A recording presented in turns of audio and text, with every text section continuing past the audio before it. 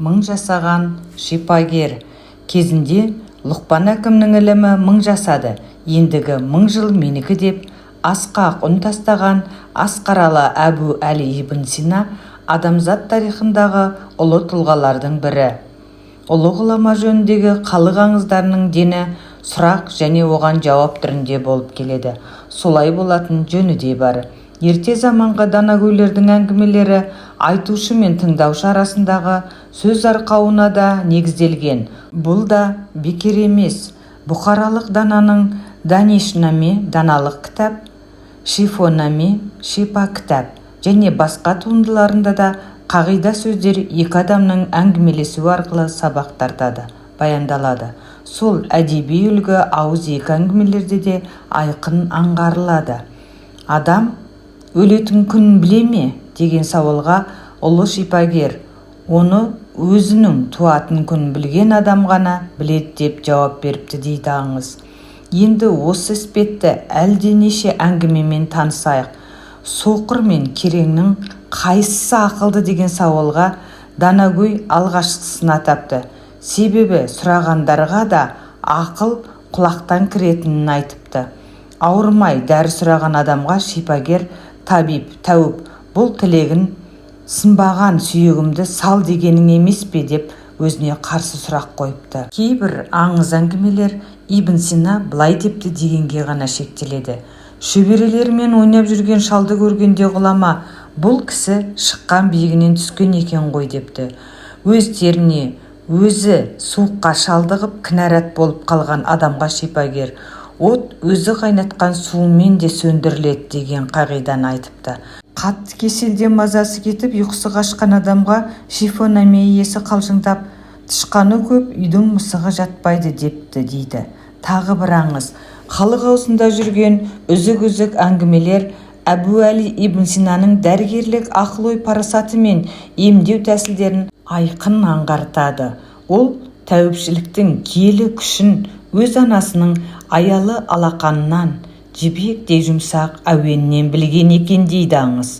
Ананың алдына алған баласын арқасынан қағып ыңылдап әуен салып отырып ұйықтата қоюы дәрігерліктің басы депті дейді.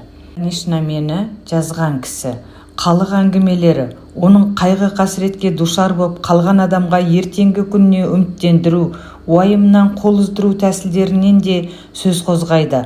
Алдағы күннен күдер үзіп қалған баланың әкесіне шипалы кісі, перзентіңе ертең-ақ жетесің, астыңа ат әперем, ең сұлу қызды айттырам десеңіз жазылып кетеді деп ақыл кеңес беріпті дейді халық әңгімесі. Осы орайда бұрынғы қазақ тәуіптерінің көңілге медеу, дәтке қуат боп келген жылы сөзі еске түспей қоймайды. Баланың таңлайын басу, көзге шыққан теріскенді қарғап сілеу, өкіндіру немесе ашуландыру арқылы ықылықты қойдыру, осылардың бәрі жабырқау жанға медет. Сол ғана ма? Әбу Әли ибн Сина данаға қайта оралайық.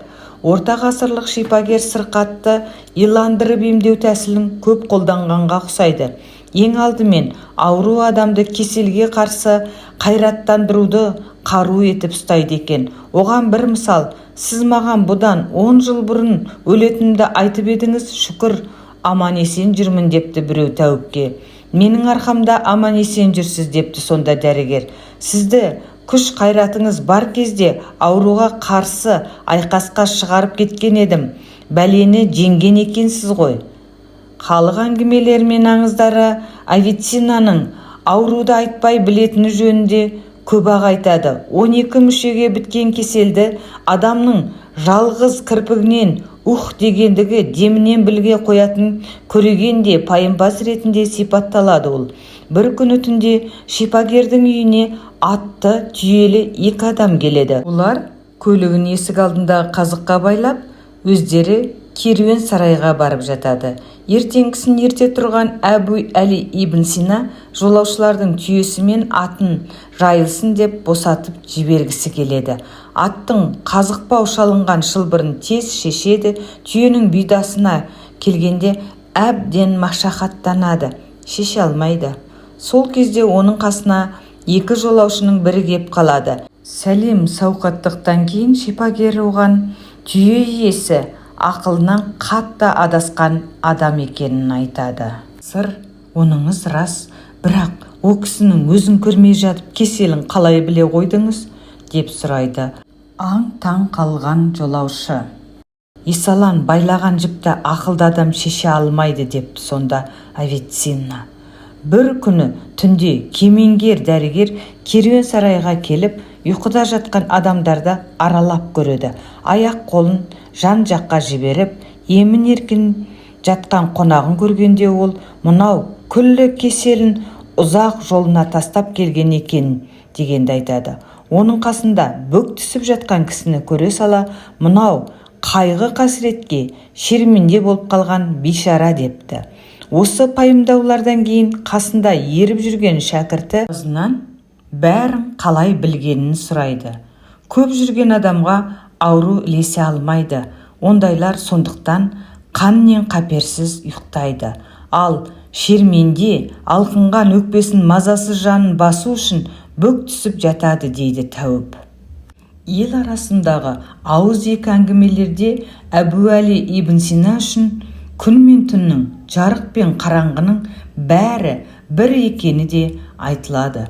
Бір күні түнде оған әлдеқандай құсбегі аңшы келіп, алысты көре алмай жүргеніне өкініш білдіреді. Сонда дәрігер оған 7 қарақшыға қара да, жоғарыдан 2-ші жұлдыздың астында не тұрғанын айт дейді, аспанды қолымен нұсқап. 2-ші жұлдыздың астында құмалақ шоғындай серігі тұр екен тақсыр дейді аңшы. Оны көруіне қарағанда жанарыңның бірде-бір ұшқыны өшпеген екен дейді Ибн Сина. Көзіңде ақау жоқ, мал жемейтін, құс шоқымайтын, адамның кәдесіне жарамайтын өсімдікте дәрулік қасиет болады деп пайымдаған екен ұлы дәрігер. Оның сол болжамын бұрынғы соңғы ғылым теріске шығара қоймаған біз жақсы білеміз. Шынында да шөп атаулының едәуір бөлігінде шипалық қасиет бар. Қазіргі кезде шөптен, гүлден, тіпті ағаш бұтақ қабықтарынан, түбіртектері мен жемістерінен алуан түрлі дәрі-дәрмек жасалады. Халық аңыздары Авиценнаның кәдімгі жалбыздың дәрулік қасиетін тапқанын жақсақ әңгімелейді. Дәулетті бір кісінің баласы ауырып қалады. Ұзақ жүріп ауру баланың аулына келеді Тәуіп. Сөйтсе бала өліп қалған екен. Жас кеткен баланың әкесі перзентінің өлімі неден болғанын білгісі келеді. Ол үшін баланың ішін жарып көру керектігін айтады дәрігер. Өлген баланың әкесі оған келісе қояды. Дәрігер баланы жағаларына жалбыз өскен арық жағасына апарып, оның ішін жарады. Бүйрегіне қатқан қабыршақты алып, жалбыз үстіне лақтырып жібереді. Бәленің неден болғанын білген оташы қолын жуу үшін арыққа таяп келеді, әлгінде ғана лақтырып жіберген нәрсесін қарайды. Жалбыз үстіне түскен қатқан қабыршақтың тез еріп кеткенін көріп, ол таң тамаша қалады. Со күні ол жалбыздың бүйрек кеселіне ем екенін білген екен дейді аңыз. Пияздың дәрулігі адамға ежелден ақ мәлім. Бағзы шипагер тұсында ол әртүрлі ісікке, жараға пайдаланып келіпті. Оның құдіретті күшін білгісі келген біреу дәрігерден пияз неге ащы деп сұрапты. Жақсы дәрі тәтті болмайды дей келіп, шипагер шөлдің сөлін тартқан пияз жанның жарасын сорып алады депті. Ғұламаның сол түсінігінен кейін пиязды көкшеге, көбірткеге, сыздауыққа тарту салты қалған екен дейді тағы бір халық әңгімесі. Халық қандай әңгімесіне болса да езу тартарлық сөзін араластырмай қоймайды. Әбу Әли ибн Сина жөніндегі хикаялардың бір қатары өткірлігімен ауру адам көңілін шайдай ашарлық. Әбу Әли ибн Сина ұзақ уақыт төсек тартып жатқан ауру адамның көңілін сұрауға келеді. Бірер ауыз әңгімеден кейін дәрігер оған неге ертерек емделмегеніне өкініш білдіреді. Мен ауырғалы ай 2 рет туды, енді 3-шісін күтіп жатырмын дейді сырқат.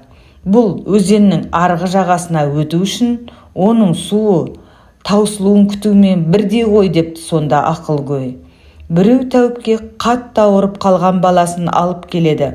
Оны көрген Ибн Сина баланың кеселі түйедей екен дейді. Со кезде емдеу ақысынан есі кеткен әке тәуіпке шынашақтай баланың кеселі түйедей болу мүмкін емес дегенді айтып қалады. Түйені шынашақтай бала да жетектейді депті сол жерде шипагер күліп. Халық арасында осы іспетті мір оғындай әңгіме көп. Есуас маскүнемнен қорқады дейді Ибн Сина. Бір күні біріне бірі еріп бара жатқан екі жындыны көреді. Қасындағылар тәуіптен мына екеуінің ең сорақысы қайсысы деп сұрайды. Соңғысы деп тез жауап қайтады дәрігер. Жындының өзінен гөрі оған ергені жаман. Дәрігер хақында кейбір әңгімелер кәдімгі анекдот секілді. Бір күні екі көзі ауырып жазылған адам дәрігерге ризалығын білдіру үшін қозылы қойын айдап әкеліпті.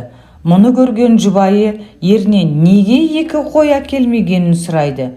Мен емдеуге қабылдаған кезде бұл кісінің бір көзі су қараңғы еді, екіншісі шала көретін депті шипагер. Ғұлама жайындағы кейбір әңгімелер жеке данышпандардан гөрі халайық қауымның ұлағаттығын дәріптейді. Тағы бір мысал іспеттес әңгіме мынадай. Бір күні ұзақ жолда келе жатқан дәрігер кең жазира жерде жер жыртып мақта егіп жүрген дихамен дидарласып әңгімелесіп қалады. Сіздің қағаз бетін өрнектеп жүрген қауырсын қаламыңыздан менің жерді таспадай тіліп жүрген жер ағашым артық дейді дихан мақтанышпен.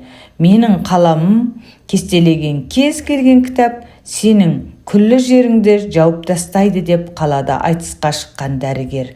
Сіздің қалыңдығы кез келген кітабыңыздың қағазы менің 7 қат жерімнің ақ мақтасынан еленіп басылған дейді бұдан соң дихан.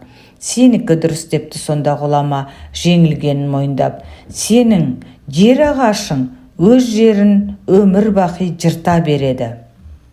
Әңгіменің соңы. Тыңдағандарыңызға рахмет. Лүпіл басып қолдап отырыңыздар.